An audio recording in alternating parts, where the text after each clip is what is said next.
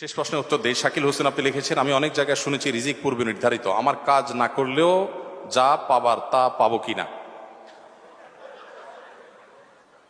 এই ভদ্রলোক সম্ভবত আমার মতো অলস প্রকৃতির মানুষ। তিনি চাচ্ছেন যে আল্লাহ যেহেতু রিজিক নির্ধারিত করে রাখছেন, তাহলে এত কষ্ট করে লাভ কি, শুয়ে থাকি। অনেক যুবক আছেন আমাদের কাছে প্রশ্ন দেন, দিয়ে বলেন, ভাই এমন কোনো আমল বলে দেন যে আমল করলে আল্লাহ তালার কাছ থেকে আমি বিপুল পরিমাণ টাকা পয়সা পাবো, আমার আর কিচ্ছু করতে হবে না, এত হ্যাসেল নিতে চাই না।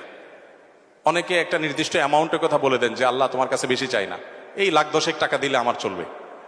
আল্লাহ সুবহানাহু ওয়া তাআলাকে বাজেট ঠিক করে দেয়। তো এগুলো ভুল।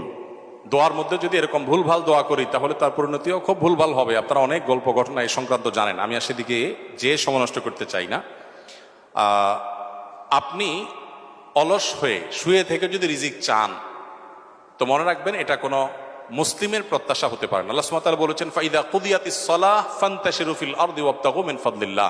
নামাজ যখন শেষ হয় আল্লাহ বলেছেন মসজিদ থেকে বের হও, ছড়িয়ে পড়ো তোমার আল্লাহর জমিনে, এবং উপার্জন হালাল উপার্জনের জন্য বেরিয়ে পড়ো এবং হালাল উপার্জন আহরণ করে নিয়ে আসো। অতএব মুসলমান পরিশ্রম করবেন, উপার্জনের জন্য চেষ্টা করবেন, এটাই কিন্তু ইসলাম বলে। বিধায় সেই জায়গা থেকে একজন মুসলমান অলস হবে না। নবী সাল্লাল্লাহু আলাইহি ওয়াসাল্লাম দোয়া করেছেন, আল্লাহ আপনার কাছে অলসতা থেকে আমি পানা চাই। আমরা দোয়া করবো আল্লাহর কাছে। এবং সেই সাথে আরেকটি কথা বলতে হবে, তা হলো যারা মনে করেন যে বসে বসে শুয়ে শুয়ে খাবো, এরকম কোনো ব্যবস্থা হলে ভালো হতো, তারা মূলত একটা প্যারালাইসিস একটা জীবন চাচ্ছেন, প্যারালাইজড মানুষের একটা লাইফ চাচ্ছেন। কারণ এটা প্যারালাইসিস রোগীর কাজ যে সে শুয়ে থাকবে আর সব রেডি করে সবাই এনে দিবে। একজন হাত পা সুস্থ স্বাভাবিক মানুষ কখন এটা প্রত্যাশা করতে পারে না। বাকি আপনার প্রশ্নের যে বিষয়টি আপনি ফোকাস করেছেন মূলত, যে এমন কোনো আমল বলবো যে আল্লাহ তাআলা আমাকে বসা দিন, সরি আপনি বলেছেন যে রিজিক আল্লাহ তাআলা যেহেতু নির্ধারণ করে রাখছেন আমার কিছু করার দরকার আছে কিনা। উত্তর হলো, যদি আপনার রিজিকে খুব বেশি কিছু বরাদ্দ না থাকে তাহলে আপনি অলস হবেন এবং আপনার মাথায় এরকম চিন্তা আসবে, আপনি বসে থাকবেন আর রিজিক আসবে না। আপনার রিজিক কতটুকু আছে সেটা আপনার অ্যাটিটিউড এবং অ্যাটিটিউড আপনার পরবর্তী আপনার যে প্রাপ্তি সেটা দেখে বোঝা যাবে। এই জন্য একজন মানুষ তাই পাবে যা তার রিজিকে আছে।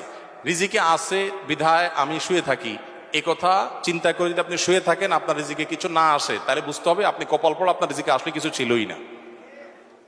আর যদি আপনি পরিশ্রমী হন, পরিশ্রম করেন এবং ভালো কিছু পান, তাহলে বুঝতে হবে যে আপনার রিজিকে এটাই ছিল। মনে রাখবেন, হবে সেটাই যেটা আমাদের রিজিকে আছে। আমাদের রিজিকে যা আছে তার বাইরে কোনো কিছু হবে না। আমরা চাইলেও হবে না, না চাইলেও হবে না। বহু মানুষ আপনার চাইতে অনেক বেশি পরিশ্রম করেছে। ঢাকা শহরে অনেকে গল্প দেয় যে আমি অনেক কষ্ট করেছি জীবনে, আজ এ পর্যন্ত আমি এসেছি, এরকম অনেকে বলেন। এই বলাগুলো অহংকার বশত হয়ে থাকে। তার চাইতে বেশি অনেক চেষ্টা করে মানুষ রাস্তা রাস্তা করে, ঠিক না?